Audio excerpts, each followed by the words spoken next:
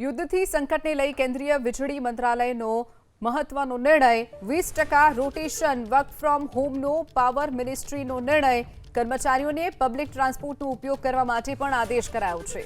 Power મિનિસ્ટ્રીની સૂચના કર્મચારીઓને carpooling કરવા માટે મિનિસ્ટ્રીની appeal 20% rotation work from home કરવાનું રહેશે તેવી પણ પાવર મિનિસ્ટ્રીએ આદેશ કર્યો છે। તો યુદ્ધથી સંકટની વચ્ચે કેન્દ્રીય વીજળી મંત્રાલયનો આ મહત્વનો નિર્ણય છે। કર્મચારીઓને પબ્લિક ટ્રાન્સપોર્ટનો ઉપયોગ પણ વધુ કરવા માટેની પણ સલાહ અપાઈ છે। તો બીજી તરફ 20% રોટેશન વર્ક ફ્રોમ હોમ રહેશે। ટ્રાન્સપોર્ટનો ઉપયોગ કરવા માટે પાવર મિનિસ્ટ્રીની સૂચના કર્મચારીઓને કારપુલિંગ કરવા પાવર મિનિસ્ટ્રીએ અપીલ કરી છે। તો યુદ્ધના સંકટની વચ્ચે કેન્દ્રીય વીજળી મંત્રાલયનો મહત્વનો નિર્ણય છે। 20% રોટેશન વર્ક ફ્રોમ હોમનો રહેશે। પાવર મિનિસ્ટ્રીએ આ નિર્ણય કર્યો છે। બીજી તરફ જે પણ કર્મચારીઓ હોય તેમને મોટાભાગે પબ્લિક ટ્રાન્સપોર્ટનો ઉપયોગ કરવો જોઈએ તેવી પણ સૂચના પાવર મિનિસ્ટ્રીએ આપી છે। તો આ તરફ ગાંધીનગર સચિવાલયમાં પણ વર્ક ફ્રોમ હોમની માંગ ઉઠી છે। પીએમ મોદીની અપીલ બાદ ગુજરાત સચિવાલય ફેડરેશનનો સીએમને પત્ર। સચિવાલયમાં 5 ડેઝ વીક અમલમાં મૂકવા માટેની માંગ ઉઠી છે। ધ ગુજરાત સચિવાલય ફેડરેશન સાથે જોડાયેલા અંદાજે 2500 કર્મચારીઓ છે ત્યારે 5 ડેઝ વીક કામ કરવા માટેની માંગ ઉઠી છે। ગાંધીનગર સચિવાલય વર્ક ફ્રોમ હોમની પણ માંગ ઉઠી છે। પીએમ મોદીની અપીલ બાદ સચિવાલય ફેડરેશને પણ સીએમને પત્ર લખી અને 5 ડેઝ અ વીક અને સાથે જ વર્ક ફ્રોમ હોમ કરવા મળે તેવી પણ માંગ ઉચ્ચારી છે। સીએમને પત્ર લખ્યો છે। આ માંગ કરતો ધ ગુજરાત સચિવાલય ફેડરેશન સાથે જોડાયેલા છે અંદાજે 2500થી પણ વધુ કર્મચારીઓ।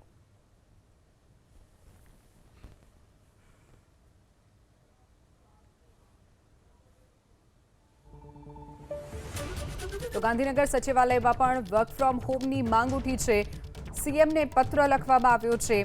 સચિવાલય તરફથી મુખ્યમંત્રીને પત્ર લખી અને વર્ક ફ્રોમ હોમ કરવા દેવામાં આવે અને સાથે જ 5 ડેઝ વીક અમલમાં મૂકવામાં આવે તેવી માંગ ઉચ્ચારી છે। ધ ગુજરાત સચિવાલય ફેડરેશન જે છે તેમાં લગભગ અંદાજે 2500 જેટલા કર્મચારીઓ તેના સાથે જોડાયેલા છે। કર્મચારીઓને વર્ક ફ્રોમ હોમ આપવામાં આવે અને સાથે જ 5 ડેઝ વીક અમલમાં મૂકવામાં આવે તેવી પણ માંગ ઉચ્ચારવામાં આવી છે।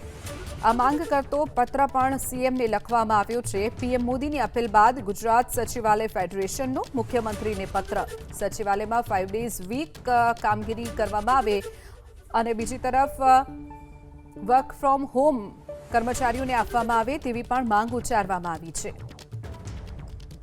વધુ વિગતો સાથે સંવાદદાતા હિરેન રાજ્યગુરુ આપણી સાથે ફોન લાઈન પર છે। હિરેન, જે રીતે પીએમ મોદીએ અપીલ કરી હતી ત્યારબાદ એક બાદ એક જે નિર્ણય તમામ નેતાઓ લઈ રહ્યા છે, પરંતુ હવે તેની વચ્ચે સચિવાલયમાં વર્ક ફ્રોમ હોમ અને 5 ડેઝ વીકની માંગ ઉઠી છે।